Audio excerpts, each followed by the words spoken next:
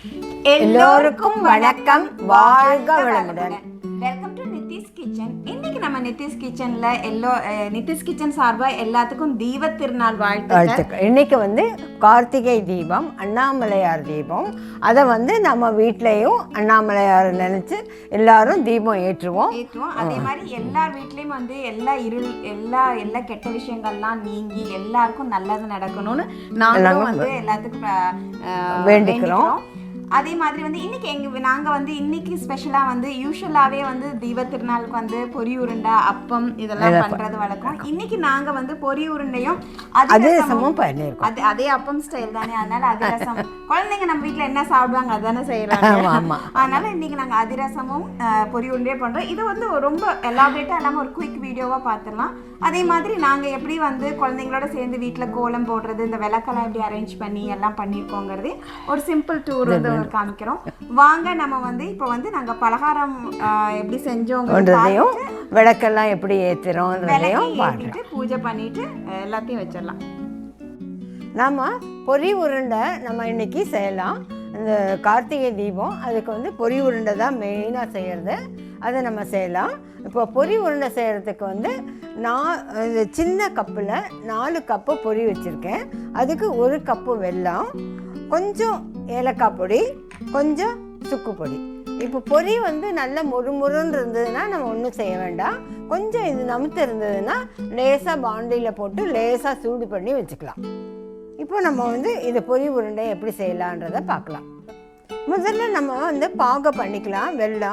இந்த வெல்லம் பாத்திரத்தில் போட்டுட்டு ஒரு 1/4 கப்பு தண்ணி ஊற்றிக்கலாம்.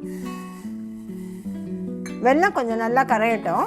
கரைஞ்ச பிற்பாடு இதை நம்ம வடிகட்டி எடுத்துட்டு அதுக்கப்புறம் பாகு பண்ணலாம். கொஞ்சம் பாகு நம்ம நல்ல கொஞ்சம் முத்தின பாகாக எடுக்கணும். நம்மளது வெல்லம் பாகு கெட்டியாகிடுச்சு. கெட்டி பதம், நல்லா கெட்டி பதம் வந்துடுச்சு பாருங்க.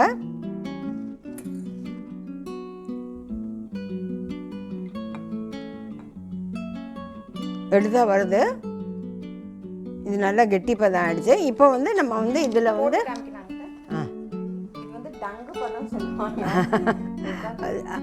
சத்தம் கேட்குது. இப்போ நம்ம இதில் ஏலக்காய் பொடி, கொஞ்சம் சுக்கு பொடியும் போட்டு கலந்துட்டு இதை நம்ம பொரியில் ஊற்றி கலந்துடலாம்.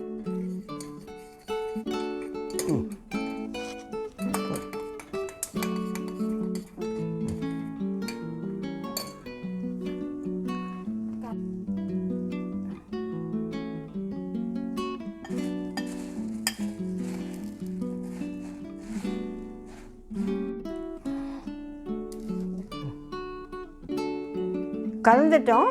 இப்போ கொஞ்சம் கையில் நெய்யோ எண்ணெயோ தடவிட்டு நம்ம இதை உருண்டை கொஞ்சம் சூடாக இருக்கும்போதே பிடிச்சிடணும். ஆறுனா எல்லாம் உதிர்ந்துடும், பிடிக்க வராது. அதனால் கொஞ்சம் சூடாக இருக்கும்போதே கையில் எண்ணெயை தடவிட்டு நம்ம இதை பிடிச்சிடணும். நம்ம இப்போது பொரி உருண்டை பிடிச்சிட்டோம். இதை பொரி உருண்டையை நம்ம கொஞ்சம் சூடாக இருக்கும்போதே கொஞ்சம் பிடிச்சி வச்சுட்டு அதுக்கப்புறம் நம்ம இதை நல்லா மெதுவாக கொஞ்சம் ஆறின பிற்பாடு வேணால் நல்லா உருண்டையாக ஷேப் பண்ணிக்கலாம். கொஞ்சம் சூடாக இருக்கும்போதே இதை பிடிச்சிடணும். அப்போ தான் இது பிடிக்க வரும். பிடிக்க முடியல. இது நாங்கள் நம்ம எப்போவும் சாதாரண பொரியில் தான் இது நம்ம பண்ணியிருக்கோம். எங்களுக்கு அரிசி நெல் பொரியோ அவல் பொரியோ இங்கே கிடைக்கல. கிடச்சிருந்தா நம்ம அதில் செஞ்சுருக்கலாம். நம்ம அதிரசத்துக்கு பச்சரிசி ஊற வச்சுருக்கோம். நல்லா 3 மணி நேரம் ஊறியிருக்கு. 3 மணி நேரம் 4 மணி நேரம் கூட ஊறலாம். ஊற வச்சு அதை நல்லா கழுவிட்டு நல்லா வடிகட்டி வச்சுருக்கோம். இதை நம்ம இப்போ ஒரு துணியில் போட்டு கொஞ்சம் காய வச்சிடலாம். நம்ம நிழல்லையே கூட காய வைக்கலாம், ஒன்றும் இது இல்லை. சும்மா அந்த மேலே இருக்க தண்ணி அந்த கையில் ஒட்டுது இல்லையா, அந்த இது காஞ்சா போதும். அரிசி பாருங்கள் நல்லா காஞ்சிருச்சுன்னா இது மேலே ஈரம் இல்லை, ஆனால் ஈரமாக இருக்குது அரிசி. கையில் ஒட்டுது, ஆனால் மேலே அரிசி மேலே ஈரம் இல்லை. இப்போ இதை நம்ம மாவு பண்ணிடலாம். மாவு பண்ணி நல்லா ஜலிச்சு எடுத்துக்கலாம்.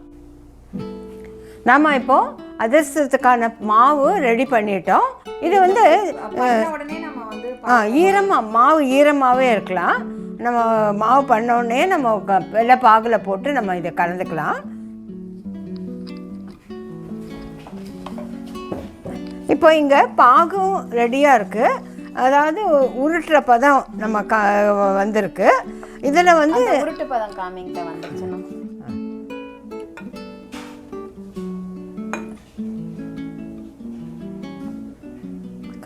கரையாமல் இருக்குது. இது நம்ம இது நம்ம சேர்த்தோம்னா இப்படி நல்லா சேருது பாருங்கள். ஓகே, இந்த சேர்த்து இது நம்ம இப்படி கையில் எடுக்க வரணும். இந்த எடுத்து வந்தோன்னா எடுத்து உருண்டை வருது. இப்போ வந்து நம்ம இதில் வந்து ஏலக்காய் பொடி,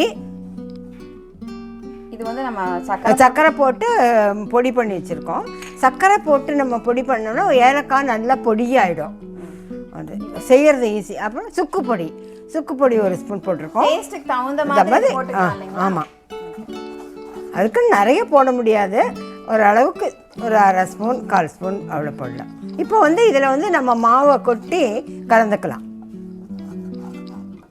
நிறுத்திடலாமா? நிறுத்திடலாம். அடுப்பு நிறுத்திட்டு மாவு கொட்டி நம்ம கலந்துக்கலாம். கொஞ்சம் கொஞ்சமாக மாவை கொட்டி நம்ம இதில் கலந்துக்கலாம்.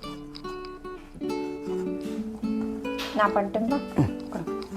நீங்கள் கொட்டுங்க.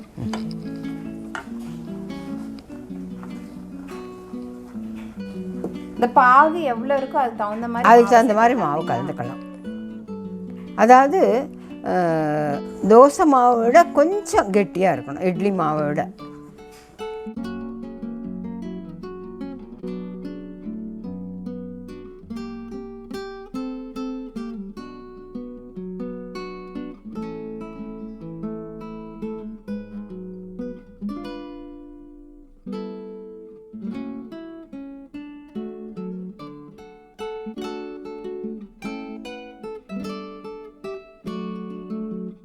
இப்போ மாவு பாருங்கள் நல்லா கரெக்டாக இருக்குது. தட்டுறதுக்கு தகுந்த மாதிரி இந்த மாதிரி இருந்ததுன்னா சரியாக இருக்கும்.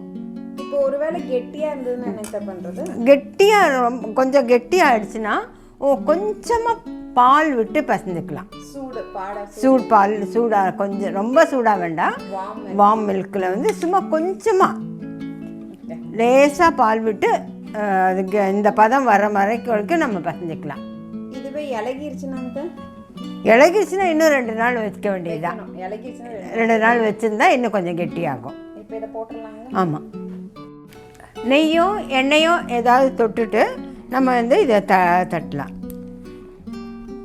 எவ்வளோ பெருசு வேணுமோ அந்தளவு உருண்டை. ஆமாம், நம்ம சைஸ் வந்து நமக்கு அதிரசம் எவ்வளோ பெருசு வேணுன்றதை வந்து அதுக்கு தகுந்த மாதிரி செஞ்சுக்கலாம். ரொம்ப மெலீஸாகவும் வேண்டாம், அதே நேரத்தில் ரொம்ப மொத்தமாகவும் வேண்டாம். இந்த மாதிரி தட்டலாம். எண்ணெய் வந்து ரொம்ப அதிகமாக காயக்கூடாது, மீடியமாக காஞ்சா போதும். அதே மாதிரி கேஸ் அடுப்பும் வந்து மீடியமாக இருக்கட்டும்.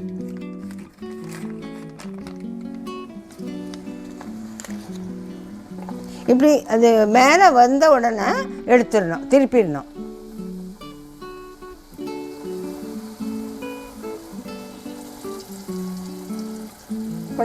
கொஞ்சம் மெதுவாக தான் திருப்பணும்.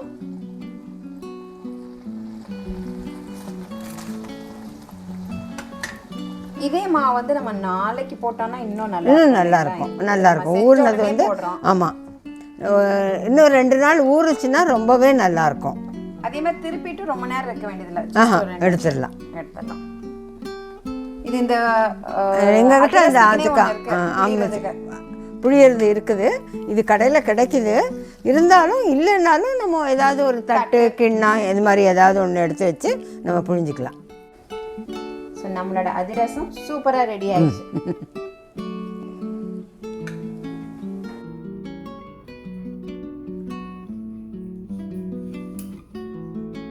இப்போ வந்து கோலம் போட போகிறேன். இது வந்து எங்கள் அம்மாவோட சின்ன வயசு கோலம் நோட் புக்கு. இதை வந்து பத்திரப்படுத்தி வைக்கலாம். இதுலேருந்து எல்லாம் டிசைன்ஸ் எல்லா கோலம்லாம் போட்டு வைக்கலான்னு கொண்டு வந்தேன். பட் கொஞ்சம் போட்டிருக்கேன், இன்னும் போடணும். அரிசி மாவும் அரைச்சி வச்சுருக்கேன். வெளியில் ரொம்ப கோல்டாக இருக்குது.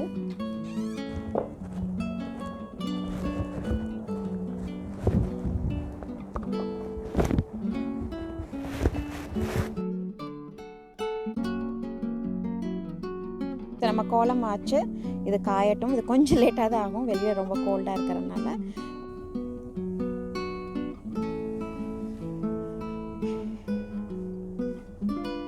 ஓகே, உள்ளே போகலாம். நம்ம வெளியில் கோலம் போட்டாச்சு, இப்போ வீட்டுக்குள்ளே கோலம் போட போகிறோம். ஃபஸ்ட்டு வந்து இந்த ரன்னர், ஏரியா ரக்ஸ், மேட்ஸ் எல்லாம் வந்து எடுத்து வச்சுட்டு நான் வந்து ஃப்ளோரை வந்து தொடச்சிட போகிறேன். நல்லா க்ளீனப் பண்ணிவிட்டு அப்புறம் கோலம் போடலாம். ஸோ ஃப்ளோர் இப்போ ரெடி ஆகிடுச்சு. இப்போ வந்து கோலம் இங்கே போட்டுடலாம். நான் வீடியோ பண்ண போகிறதில்ல, குயிக்காக பண்ணிட போகிறேன் நான். ஸோ பிள்ளையார் முன்னாடியும் ஒரு கோலம் போட போகிறேன். ஸோ கோலம் ஆகிடுச்சு. இது வந்து இன்னும் கொஞ்சம் நேரத்தில் ஒரு ஹாஃப் அன் ஹவர் ஆச்சு. நான் நல்லா காஞ்சோம், நல்லா பளிச்சுன்னு தெரியும். ஸோ சின்னதாக ஒரு நெலி கோலம், அதுக்கு அடுத்ததாக வந்து ஒரு பூக்கோலம் மாதிரி புள்ளி வைக்காத பூக்கோலம், அப்புறம் ஒரு சின்ன கோலம் இந்த இடத்துக்கு ஸ்பேஸுக்கு தகுந்த மாதிரி போட்டிருக்கேன் நான். இந்த பக்கம் வந்து பிள்ளையார் முன்னாடி வந்து ஒரு ஸ்டார் போட்டிருக்கேன். அடுத்தது வந்து என் பொண்ணு வந்து கோலம் போடுறதுக்கு எல்லாம் ரெடி பண்ணி வச்சுருக்கேன், என்ன கோலம் போடுறதுன்னு. அவள் சாக் பீஸில் போடுவாங்க. கோலம் ஈஸியாக கொஞ்சம் கஷ்டப்படுறதா, அதனால் எல்லா வருஷமே வந்து அவளுக்கு சாக் பீஸ் தான் பண்ணுவாள். நான் அவளுக்கு வந்து புள்ளி வச்சு கொடுத்துருவேன். ஏன்னா வந்து அம்மானா பொண்ணுங்களுக்கு பசங்களுக்கு வேலை செய்யணும் இல்லையா? ஸோ அதனால் வந்து எனக்கு சந்தோஷம் அவங்க இதெல்லாம் பண்ணுறது. அதனால் அவங்களுக்கு சின்ன ஹெல்ப் நான் பண்ணி கொடுத்துருவேன். ஸோ வந்து புள்ளி வச்சு கொடுத்துருவேன் நான் அவளுக்கு. ஸோ இப்போ வந்து நேஹா அழகாக கோலம் போட்டு கலர் பண்ணிட்டா. நான் வேறு எந்த கைடன்ஸும் பண்ண வேண்டியதில் அழகாக பண்ணிட்டாங்க. இது வந்து நமக்கு மெயின்டெனன்ஸ் ஈஸியாக 2-3 நாளைக்கு. ஸோ அதனால் அதே மாதிரி விளக்கும் எல்லாம் ரெடி பண்ணி வச்சுட்டோம். எண்ணெய் ஊற்றி திரி போட்டு எல்லாம் பசங்களோடு சேர்ந்து செஞ்சுட்டோம். அத்தை ரெடி ஆகிட்டாங்க. சாமிக்கு நெய்வேத்தியமும் ரெடியாக இருக்குது. நான் மட்டும்தான் ரெடி ஆகணும். போய் ரெடி ஆகிட்டு வந்துடுறேன், பூஜை பண்ணிடலாம்.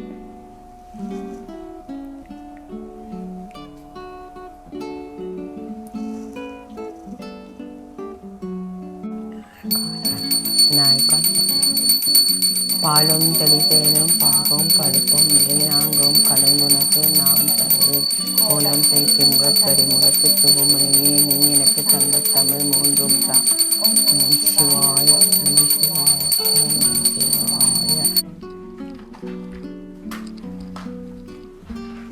ஒரு விளக்கு ஏற்றிட்டு அதுலேருந்து எல்லாம் ஏற்றிடலாம்ப்பா. நம்ம எல்லா விஷயங்களையும் வந்து குழந்தைங்களோட ஃபேமிலியாக வந்து முடிஞ்ச அளவுக்கு எல்லாத்தையும் செய்ய ட்ரை பண்ணுங்கள். அது வந்து நான் வந்து எப்பயுமே ஃபாலோ பண்ணுவேன். நிறையா விஷயங்கள் வீட்டில் பண்ணுறது. ஸோ என்னென்னா வந்து நம்ம யாரையுமே வீட்டில் ஒதுக்கிட்டு பண்ணுற மாதிரி இருக்காது. அதே மாதிரி வந்து நம்ம வந்து குழந்தைங்களுக்கு வந்து எல்லா விஷயத்தையும் வந்து அப்படியே ஒரு ஃப்ளோவில் வந்து எல்லாமே சொல்லி கொடுக்குற மாதிரி தெரியும். நம்மளோட ட்ரெடிஷனை கொஞ்சமாக வந்து அவங்களுக்கும் வந்து நம்ம அதை வந்து சம்ஹவ் வந்து நம்ம வந்து எஜுகேட் பண்ணுறோம் நம்ம அவங்கள. ஸோ வந்து ரொம்ப முக்கியம். வெளிநாட்டில் இருக்கும் போது இது மாதிரி சின்ன விஷயங்கள் அவங்களோட சேர்ந்து பண்ணுனா அவங்களும் பெரியவங்க ஆகும் போது சில விஷயங்கள் வந்து கண்டிப்பாக மறக்காமல் செய்வாங்க. நீங்களும் அதே மாதிரி ட்ரை பண்ணுங்கள்.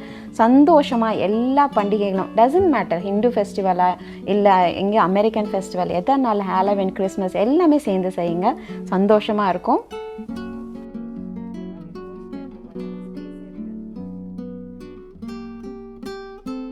நாம் இப்போ விளக்கெல்லாம் ஏற்றிருக்கோம். எல்லா இடங்களிலும் எல்லாம் முதல்ல வாசப்படியில் வைக்கலாம். இங்கே வைங்க, இந்த கார்னர் வை. நேஹா இன்னொரு கார்னர் வை. அப்படி வைங்க.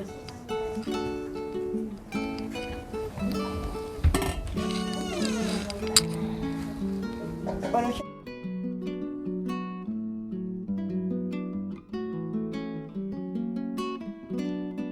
ஸோ வந்து முன்னாடி வாசல்லேருந்து தீபங்கள் வந்து வச்சுட்டே வீட்டுக்குள்ளே எல்லா பக்கம் வச்சுட்டு வரணும். நான் ஃபஸ்ட்டு வாசலில் தீபம் வச்சுட்டேன். அதே மாதிரி நிலவுலேயும் வந்து 2 விளக்கு வச்சுறேன். இங்கே வந்து ஃபயர் ஹசார்ட்லாம் நிறையா இருக்கனால நிறைய வெளியில் வைக்கிறது இல்லை நாங்கள். அதனால் அளவாக ஒரு 2-3 விளக்கு மட்டும் வச்சுட்டு இப்போ வீட்டுக்குள்ளே வந்து எல்லா இடத்துலையும் பசங்க, அத்தை, நான், கைலாஷ் எல்லாருமே வந்து விளக்கெல்லாம் வச்சுட்ருக்கோம். பசங்க எல்லா வருஷமும் இதை வந்து என்னோட சேர்ந்து செஞ்சுருக்கனால இப்போ பெரிய பசங்களானதுக்கப்புறம் நம்ம அவங்கக்கிட்ட இதை செய்யுங்கப்பான்னு சொன்னால் போதும், அவங்க கரெக்டாக இதை செஞ்சுருவாங்க. நம்ம வந்து திருப்பி அவங்கள கரெக்ட் பண்ண வேண்டியதில்லை. பாருங்கள், அழகாக வரும்னு வந்து உட்காந்து சப்பளம் கொட்டி உட்காந்து கோலத்தில் வந்து அழகாக வைக்கிறான். அவன் வந்து என்னோட சேர்ந்து எல்லாமே பார்த்துருக்காங்க, செஞ்சுருக்காங்கனால எந்த கைடன்ஸுமே இப்போ தேவை கிடையாது. அழகாக செஞ்சிடறாங்க. அதே மாதிரி கண்டிப்பாக நம்ம குழந்தைங்களுக்கு எல்லா விஷயங்களையும் வந்து சந்தோஷமாக அழகாக சொல்லி கொடுக்கலாம். அவங்களும் செய்வாங்க. கண்டிப்பாக பண்ணுங்கள். வெளிநாட்டில் இருக்கிறவங்க கண்டிப்பாக எல்லா விஷயங்களையுமே வந்து நம்ம அவங்களோட தவறாமல் செய்யணும். எல்லா பக்கம் நாங்கள் வீட்டில் எல்லா இடத்துலையும் விளக்கு எவ்ரி ரூமில் ஒரு விளக்காவது வச்சுருக்கோம். அதே மாதிரி வெளியிலேயும் வந்து தேங்க்ஸ் கிவிங் முன்னாடியே நாங்கள் லைட்டிங்ஸும் போட்டாச்சு. ஏன்னா இங்கே தேங்க்ஸ் கிவிங் ஸ்டார்ட் பண்ணி எல்லா ஹாலிடேக்கு வந்து கிறிஸ்மஸ் நியூ இயர் வரைக்கும் எல்லோரும் லைட்ஸ் போடுவாங்க, டெக்கரேஷன்ஸ் பண்ணுவாங்க. நாங்களும் அல்லவா எங்களுக்கு தெரிஞ்ச மாதிரி சிம்பிளாக பண்ணி வச்சுருக்கோம். எங்கள் தீப திருநாளுக்கு பார்த்திங்கன்னா வீடே ஜக்க ஜோதியாக வந்து வெளிச்சமாக நல்லா லைட் எரிஞ்சிட்ருக்குது. உள்ளே எல்லா லைட்டையும் ஆஃப் பண்ணிட்டோம். ஸோ இந்த விளக்கோட இந்த லைட்டிங்கோட இது மட்டும்தான். ஸோ வாங்க வீட்டுக்குள்ளே நம்ம வந்து தீபம் எப்படிலாம் வச்சுருக்கோன்று சுற்றி பார்க்கலாம். எல்லாத்துக்கும் எல்லா செல்வங்களும் இருக்கணும். முன்னாடி ஃபஸ்ட்டு என்னோடய பிள்ளையார் இருக்கார். வீட்டுக்குள்ளே வந்தோன்னே பிள்ளையார் டெய்லி வந்து இந்த இடத்துல விளக்கு ஏற்றி ஊதுபத்தி ஏற்றி வைப்போம். அதே மாதிரியே வந்து அங்கே ஒரு சின்னதாக அழகாக ஒரு மணி பிளான்ட்டு செடி வந்து எப்பயுமே ஒரு கண்ணுக்கு குளிர்ச்சி. நம்ம பார்க்கும் போது அது ஒரு புத்துணர்வை தர மாதிரி தான் இருக்கும் எனக்கு. அதனால் எல்லா ரூம்லேயுமே நான் வந்து ஒரு இடத்துல ஒரு சின்ன பிளான்ட் ஏதாவது ஒன்று வச்சுருப்பேன். நான் பசங்க ரூமாக இருக்கட்டும், எல்லோரும் இருக்கிற லிவிங் ரூம், ஹால், டிவி எல்லா இடத்துலையுமே வச்சுருப்பேன். அது வந்து ரொம்ப ஒரு பாசிட்டிவ் எனர்ஜி கொடுக்கும். அதே மாதிரி என்னோடய துளசி செடி, இது வந்து ஈஸ்ட் ஃபேஸிங் ஹவுஸு. நான் வந்து ஈஸ்ட் ஃபேஸிங்கில் என்னோடய துளசி பிளான்ட் வச்சுருக்கேன். துளசி மாடம் கிடையாது, பட் இந்த இடத்துல டெய்லி நாங்கள் விளக்கேற்றி பூஜை பண்ணுறோம். நாங்கள் துளசி வச்சோன்னா வந்து அதெல்லாம் நம்ம ஃபாலோ பண்ணணும். எல்லா ரூம்லேயும் லைட் ஆஃப் பண்ணியாச்சு. இப்போ அழகாக வந்து இந்த தீபங்களோட ஒளியில் வந்து எல்லார் வீடும் வந்து எங்கள் வீடு எப்படி ஒரு கலகலப்பாக நல்ல ஒரு என்ன சொல்கிறது, லைக் ஒரு நல்ல ஒரு பாசிட்டிவ் எனர்ஜி இருக்குதுப்பா. ரொம்ப சந்தோஷமாக இருக்கும். சின்ன வயசுலேயுமே அவ்வளோ என்ஜாய் பண்ணியிருக்கேன். குழந்தைங்க நேஹா போட்ட கோலம் ரொம்ப அழகாக தெரியுது. ரொம்ப சந்தோஷமாக இருக்குது. நீங்கள் கண்டிப்பாக இதை ட்ரை பண்ணி கண்டிப்பாக பண்ணுங்கள். எல்லாம் ரொம்ப நல்லாயிருக்கும். இதே மாடியிலேருந்து வியூ பார்க்கலாம். மாடியில் வந்து எல்லா ரூம்லேயும் விளக்கு வச்சுருக்கேன். இந்த ரெயிலிங்கில் வந்து இந்த விளக்கு வந்து இந்தியாவில் தான் வாங்கினோம் நாங்கள். நம்மளோட விளக்கு மாதிரியே தான் இருக்கும். ஏன்னா எலக்ட்ரிக்கல் லேம்ப் இது. ஸோ வந்து கொஞ்சம் சேஃப் இந்த மாதிரி ஏற்றி வைக்கிறதுக்கு. ஸோ ரொம்ப அழகாக இருக்குது. ரொம்ப லைக் வந்து ரொம்ப நான் இதை உட்காந்து மாடிப்படியிலே உட்காந்து இதை பார்த்துட்ருப்பேன். நான் அந்த தீபம் வந்து அணையாமல் பார்த்துக்கிறது. பசங்களும் அதே மாதிரி தான். அது அணையறதுக்கு முன்னாடி கொஞ்சம் எண்ணெய் ஊற்றி வைக்கிறது. அட்லீஸ்ட் ஒரு 1 or 2 hours நல்லா எரிய விடணும் இல்லையா, அந்த மாதிரி பண்ணுறாங்க. என் பையன்தான் வந்து ஃபயர் ஹசார்ட்னு ஒரு கையில் எப்போயுமே ஒரு ஸ்ப்ரே பாட்டில் வச்சுட்டு சுற்றிட்டு இருப்பான். அவன் அதை தான் பண்ணிகிட்ருக்கிறான். எல்லா பார்த்தையும் பார்த்துட்ருக்கான். ரொம்ப அழகாக இருக்குது. அதே மாதிரி வாங்க வீட்டில் எல்லா ஏரியாவும் பார்த்துட்டு இந்த வீடியோ வந்து நம்ம வந்து இந்த டூரோடு அப்படியே எண்டு பண்ணிக்கலாம். எங்களோட சிம்பிள் தீபம் செலிப்ரேஷன்